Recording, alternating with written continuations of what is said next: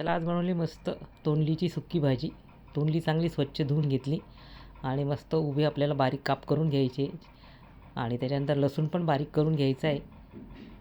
आणि सुके मसाले घ्यायचे आपल्याला, लाल तिखट, धणे पावडर, जिरे पावडर, काश्मीरी मिर्च पावडर, हळद, मीठ आणि सगळ्यात मस्त याच्यामध्ये टाकायचं आपल्याला आमचूर पावडर. त्याच्यामुळे खूप छान टेस्ट येते आणि तोंडली तर एकदम नावडती तोंडली होतील आवडती अशी तोंडलीची सुक्की भाजी आपल्याला तयार करायची. आता सगळे मसाले लावून घ्यायचे आणि गॅसवर कढई ठेवलेली. सुरुवातीला आपण तेल टाकून लसूण छान ब्राऊन होईपर्यंत तळून घ्यायचा आहे आणि नंतर सगळे मसाला तोंडली टाकून घ्यायची, त्याच्यामध्ये छान फ्राय करून घ्यायचे मस्त आपल्याला आणि झाकण ठेवून थोड्या वेळ होऊ द्यायचे आणि मस्त आपली तयार होणारी आता तोंडलीची सुक्की भाजी. रेसिपी आवडल्यास लाईक, शेअर आणि सबस्क्राईब करा.